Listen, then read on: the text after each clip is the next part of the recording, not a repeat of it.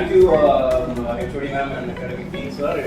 That was a very warm welcome and a very detailed explanation of who I am. So, I'm just another guy, no worries. And then, so as you all know, okay, before we begin today, I want you to forget that you are in a lecture today. Lecture just forget it. For the next couple of hours, we're going to talk, exchange our thoughts and perspectives, play some games, hopefully, and then see the world in a very different way. So our theme is My Day, My Rights, empowering every child's voice. So now we're going to start with the video. So on the video, that video will be followed by a small activity, hopefully again, it will call it again. And then for you to understand the rules of the game better. The video play it's just a small video, 2 minutes video. The game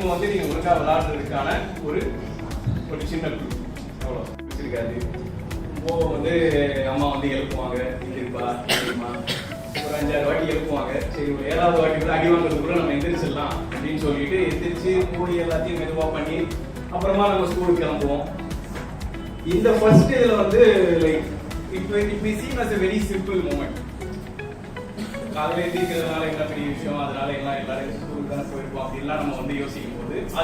two powerful rights. The right to a family life and the right to a standard of living. And the standard of living, it allows the child to grow their body, mind and their soul. That's nurturing.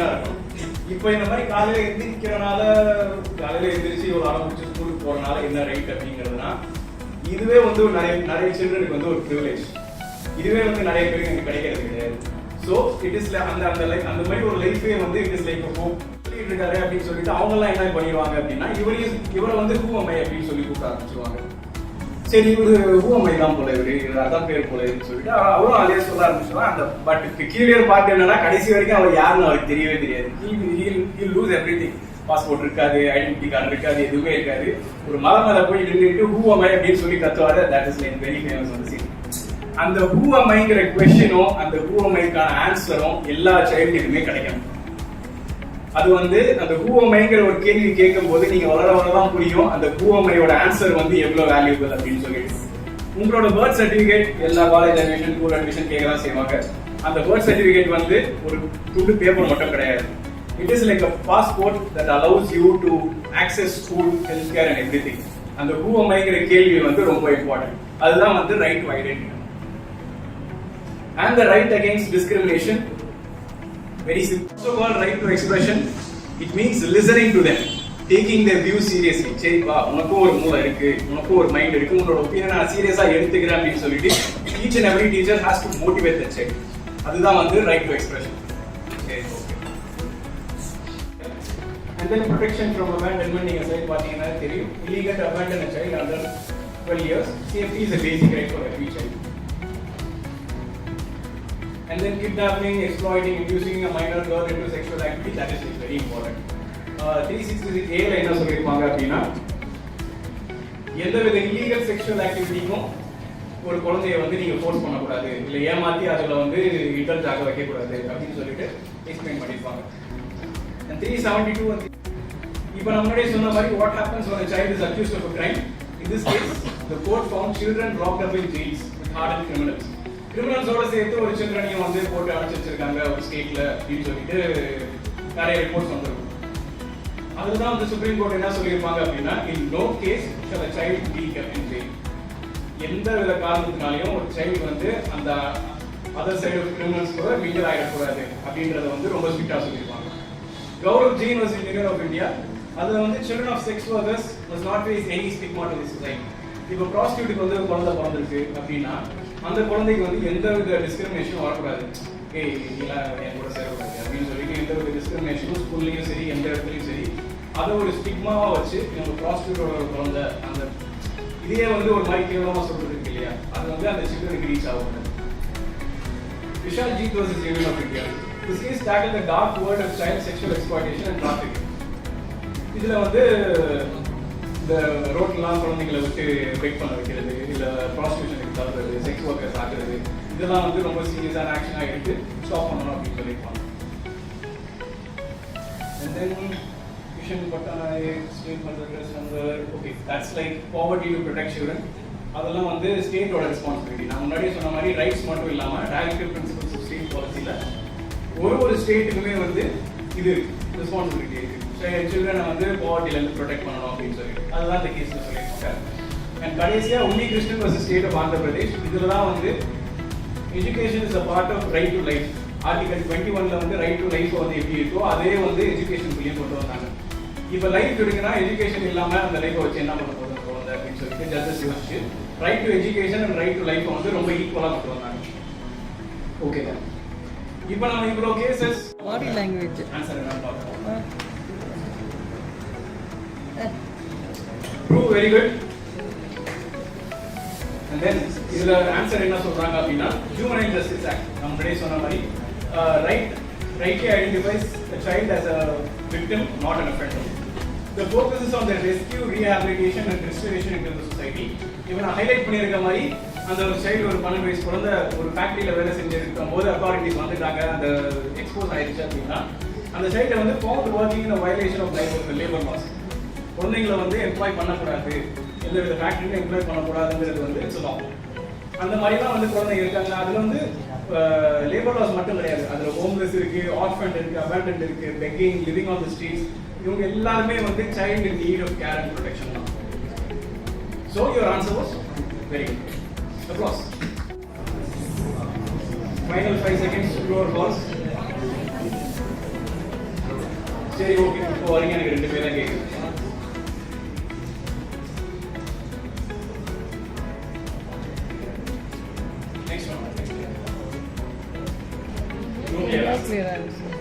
No clear answer. ஏன் அப்படின்னா this is a complex but a critical point. இப்போ POCSO act வந்து ரொம்ப ஸ்ட்ரிக்டான liability. 18 years கீழ உள்ள எல்லாமே child தான். அது கூட எந்த வித செக்ஷுவல் ஆக்டிவிட்டி இருந்தாலும் அது கிரைம் தான், இல்லீகல் தான், பனிஷபிள் அப்படின்னு சொல்லிட்டு அந்த போக்சோ ஆக்ட் சொல்லுது. But judges, courts, supreme court அந்த ஸ்டேட் கோர்ட்ஸ் என்னென்ன சொல்ல ஆரம்பிக்கிறாங்க அப்படின்னா ஏஜ் ஆஃப் கன்சென்ட்டையும் ஏஜ் ஆஃப் சைல்டையும் பிரிக்கிறாங்க. கன்சென்ட்னா என்ன? What is consent? Wish, acceptance, very good. அதுதான் வந்து கன்சென்ட் அப்படின்னு சொல்றாங்க. அந்த கன்சென்ட் கொடுக்கிற வயசை 16 ல இருந்து 18 மாத்துறாங்க. இப்போ 16 வந்து ஒரு ஏஜ் 16 வரும்போது அந்த குழந்தைக்கு வந்து ஓகே நம்மளுக்கு என்னெல்லாம் கரெக்ட் தப்புன்னு சொல்லிட்டு ஒரு பேசிக் அண்டர்ஸ்டாண்டிங் அச்சு இருக்கும். அந்த கன்சென்ட்டை வந்து 16 to 18 மாத்துறாங்க.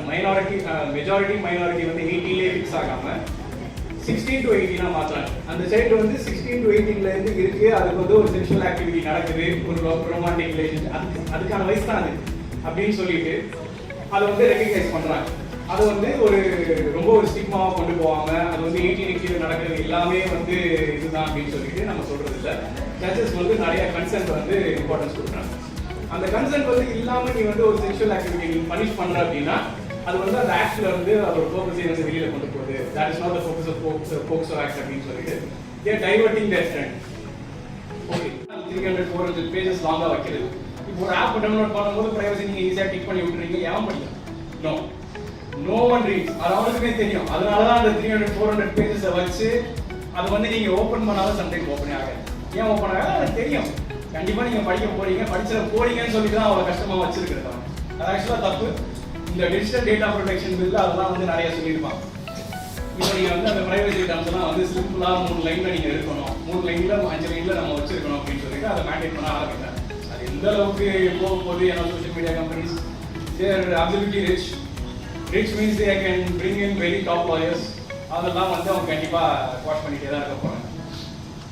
சுப்ரீம் கோர்ட் வந்து சொல்லிடுவாங்க privacy will remain a fundamental right even online அப்படின்னு சொல்லி. யாருக்கும் இந்த பிரைவசிலாம் கிடையாது. நீங்க எங்க இருக்கீங்க, என்ன போஸ்ட் போடுறீங்க எல்லாமே விச் இஸ் ரெக்கார்ட். உங்க இன்ஸ்டாகிராம் அக்கௌண்ட் டிசேபிள் டீஆக்டிவேட் ஆயிட்டா கூட every one of your information, even your hi message that you sent your boyfriend or girlfriend will be record. எல்லாமே வந்து அவங்க ரெக்கார்ட் பண்ணிட்டு தான் இருப்பாங்க. everything that you send will be recorded. No privacy at all. அது வந்து என்ன நீங்க எந்த அளவுக்கு சேஃப் அப்படின்னா அது வந்து எந்த பிரச்சனை வர்றதுக்கு முன்னாடி அது வெளியில வராது. Unless someone deliberately like extracts your data through hacking அப்படி இப்படிலாம் வந்து இருக்கும்போது அது வரைக்கும் அது வெளியில் வராது. they keep monitor பண்ணுறதுல அவங்களுக்கும் ஒரு ரைட் இருக்கு. Because they must ensure a safe space for everyone. Social media இருக்குன்ற காரணத்தினால எல்லாமே நீங்கள் பண்ணிடலாம் அப்படின்னு சொல்லிட முடியாது. ஆனால் காலையில் வரும்போது கூட ஒரு ரீல் ஒன்று பார்த்தேன். I don't want to name the person. ரொம்ப பெரிய கிரியேட்டர்லாம் கிடையாது.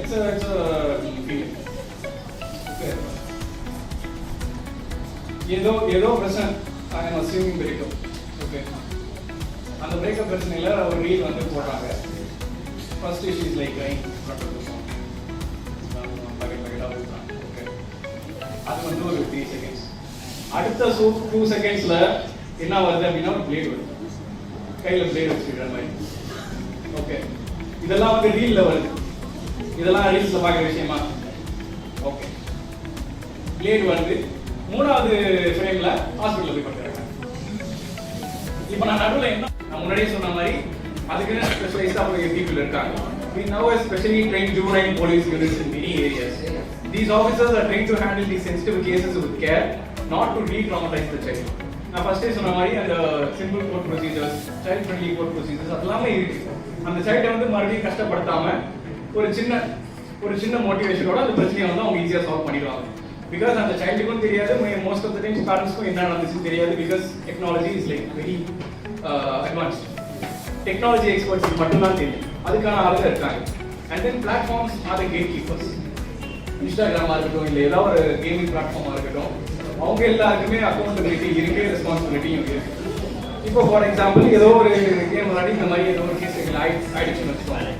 They have to take a necessary action. Swiftly remove the abusive or illegal content, implement strong age verification. இந்த ஏஜ் இருந்தாலும் இந்த பிளாட்ஃபார்ம்குள்ள வர முடியும் அப்படின்னு சொல்லிட்டு they have to mandate. அவங்க வந்து டேட்டாக்காக, இன்ஃபர்மேஷனுக்காக, காசுக்காக யாரையும் எக்ஸ்பிரஸ் பண்ணக்கூடாது.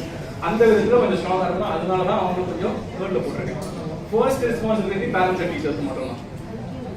And then peers in society, நீங்கள் தான் பயங்கர ரெஸ்பான்சிபிள் இதில். இப்போ நீங்கள் ஸ்டூடெண்ட்ஸ் எந்த வித ஒரு ரெஸ்பான்சிபிலிட்டியில் இதுக்குள்ளே வருவீங்க அப்படின்னா you are not just passive learners. You are the most powerful catalyst for change. Your role can be transformative in the society. அதுக்கு you can use advocates, litigation or even simple community engagement போதும். இப்போ நீங்கள் litigation பற்றி யோசிச்சீங்கன்னா you don't have to become advocates for this purpose. நான் ஒரு சொசைட்டியை காப்பாற்ற போகிறேன், advocate போகிறேன். You don't have to do all that. All you have to do is build contacts, make community engagement and then use the support of advocates and legal representation. இது வந்து ஒரு side. And ரெண்டாவது as students உங்களுக்கு ஒரு குரூப்பாக இருக்கிறதுல பயங்கர power இருக்கு. ஒரு கம்யூனிட்டி, ஒரு ஸ்டூடெண்ட் கம்யூனிட்டி வந்து நீங்க நினைக்கிறத விட பவர்ஸ் அதிகம். நீங்க நினைச்சா எதை வேணாலும் மாற்றலாம், எதை வேணாலும் உடைக்கலாம். But you cannot remember to do this alone. The most crucial role may be building networks. இப்போ பக்கத்தில் இருந்து ஏதாவது ஒரு ஸ்கூல் இருக்குது அப்படின்னா போங்க, ஒரு குரூப் ஃபார்ம் பண்ணி போங்க. நாங்கள் இந்த டிஜிட்டல் ரெஸ்பான்சிபிலிட்டினால நாங்கள் வந்திருக்கோம். நாங்கள் பசங்களுக்கு வந்து ஒரு அவேர்னஸ் கொடுக்குற மாதிரி நாங்கள் ஒரு ப்ரோக்ராம் செட் பண்ணியிருக்கோம், ஒரு ஒர்க் ஷாப் ஆர்கனைஸ் பண்ணுங்க. ஆன்லைனில் பண்ணுங்க. நீங்கள் குரூப்பாக சேர்ந்து வெளியில் போகிறதுலாம் இருந்தாலும் இதையும் சேர்ந்து பண்ணுங்க. No worries. கம்யூனிட்டி என்கேஜ்மெண்ட் தான் இதில் வந்து மெயினான ரோல். இதெல்லாம் வந்து know the numbers and where to report. இதை நீங்கள் வந்து ஒரு ஃபோட்டோ கூட எடுத்துக்கலாம். First number Childline India 1099. This is like a 24 emergency helpline for children in distress. நீங்கள் எப்போ வேணால் இதை ரிப்போர்ட் பண்ணலாம். Cyber crime helpline 1930. Report cyber bullying, online harassment, அந்த மாதிரி ஸ்கேம் எல்லாம் நடக்கிறது. இந்த ஆன்லைன் போர்ட்டல் வந்து cybercrime.government.in.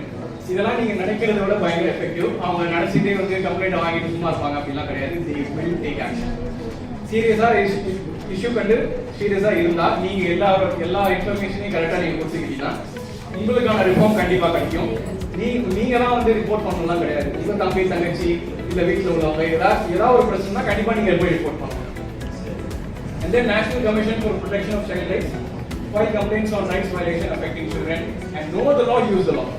இப்போ நீங்கள் பேரக்ட் இப்போ நீங்கள் வந்து நான் லாயராக இருந்தால் தான் இந்த ப்ரொவிஷன் ஆக்ட் நான் தெரிஞ்சுக்கணும். ஜுவனைல் ஜஸ்டிஸ் ஆக்ட் வந்து எனக்கு எந்த ப்ரொவிஷன்லாம் தெரியணும்னு அவசியம் இல்லை. நான் எப்படி யூஸ் பண்ண போகிறேன் அப்படின்லாம் நீங்கள் யோசிச்சிங்கன்னா வேலை நடக்காது. ஃபார் எக்ஸாம்பிள் அந்த india.code.nic.in எல்லா விதமான லாஸுமே வந்து PDF ஃபார்மேட்டில் ஈஸியாக அண்டர்ஸ்டாண்ட் ஆகிற மாதிரி கொடுத்துருப்பாங்க. நீங்கள் ஃப்ரீ டைமில் நீங்கள் அதை படித்தாலே போதும். உங்களுக்கு எல்லா ப்ரொவிஷன்ஸும் சரி, எல்லா லாஸும் சரி உங்களுக்கு ஈஸியாகவே மைண்டில் ஏறிடும். And then finally, as a concluding note, I would like to say your energy, your voice and your position as students make you uniquely powerful activities, not of law but of society. The law provides the framework. அது வந்து ஒரு set of rules and regulations அது கொடுத்துரும், அதெல்லாம் அவங்க வேலை. But you have the power to bring change into lives, into children's lives. And okay, thank you for your patient listening and thank you Dr. Zaman for this wonderful opportunity.